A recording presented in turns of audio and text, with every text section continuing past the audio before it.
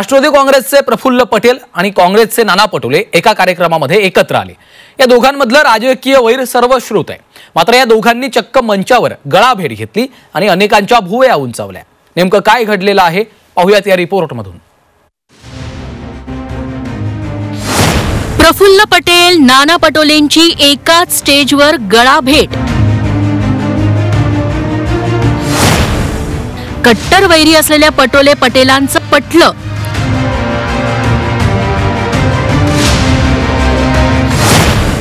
दोन विरोधकांच्या गळाभेटीनं चर्चांना उधाण। भंडारा जिल्ह्याच्या पिंपळगावातल्या शंकरपटाच्या कार्यक्रमात एक वेगळंच चित्र बघायला मिळालं। या कार्यक्रमात राष्ट्रवादीचे नेते प्रफुल्ल पटेल आणि काँग्रेस प्रदेशाध्यक्ष नाना पटोले यांनी एकाच मंचावर हजेरी लावली। यावर कडी म्हणजे नाना पटोले आणि प्रफुल्ल पटेलांची चक्क गळाभेट झाली। त्यामुळे राजकीय कट्टर विरोधक गळाभेट घेण्या इतके जवळचे कधी झाले अशी चर्चा राजकीय वर्तुळात सुरू झाली। सध्या पटेलांची राष्ट्रवादी काँग्रेस सत्तेत आहे तर काँग्रेसचे पटोले विरोधात।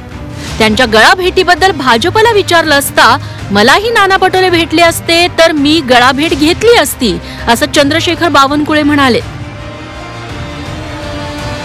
डायसवर आमचे कोणी नेते गेले दोन पक्षाचे जरी तरी ही महाराष्ट्राची संस्कृती आहे गळाभेट करण्याची। त्यामुळे माझीही गळाभेट जर नाना पटोलेशी झाली तर मी गळाभेट करील, त्याला काय प्रॉब्लेम आहे। कुराडी महालक्ष्मीच्या मंदिरात नाना पटोले आले, मी एका वेळी आलो। आई आमची कुलदैवत आहे, आम्ही दोघांची गळाभेट झाली।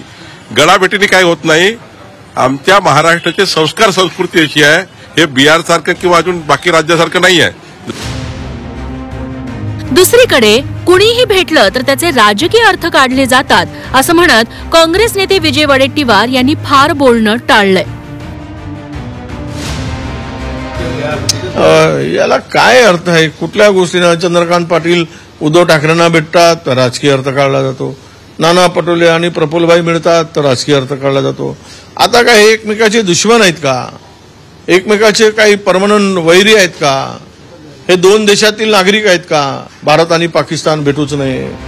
भाजप आणि काँग्रेस या भेटीबाबत फार काही आश्चर्य वाटण्यासारखं नसल्याचं म्हणत असली तरी पटोले पटेल वादाचा इतिहास वेगळं चित्र दाखवतो। खरं तर नाना पटोलेंच्या राजकारणाची सुरुवात काँग्रेसमधून झाली। काँग्रेस राष्ट्रवादी आघाडीतल्या निवडणुकीत प्रफुल्ल पटेलांनी नाना पटोलेंना बरीच मदत केली। प्रफुल्ल पटेलांनी पटोलेंना भंडारा जिल्हा बँकेचं अध्यक्षही बनवलं। मात्र 2014ला नाना पटोले भाजपत गेले। त्यांनी लोकसभा निवडणुकीत प्रफुल्ल पटेलांचाच पराभव केला।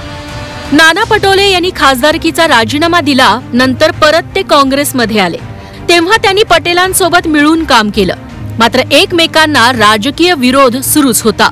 नंतर काँग्रेस राष्ट्रवादी आघाडीच्या काळातही दोन्ही नेत्यांनी मंचावर एकमेकांवर टीका करणं सोडलं नाही। 2024च्या निवडणुकीत तर प्रफुल्ल पटेलांना हरवण्यासाठी नाना पटोलेंनी मोठी शक्ती पणाला लावली होती। इतक्या राजकीय वैरानंतर जर नाना पटोले आणि प्रफुल्ल पटेल एका मंचावर गळाभेट घेत असतील तर चर्चा तर होणारच। पटोले पटेलांचं पटलं असेल तर भविष्यात आघाडी युतीची वेगळी समीकरणंही दिसू शकतात का अशा चर्चा आत्तापासूनच सुरू झाल्या आहेत। ब्युरो रिपोर्ट, झी 24 तास।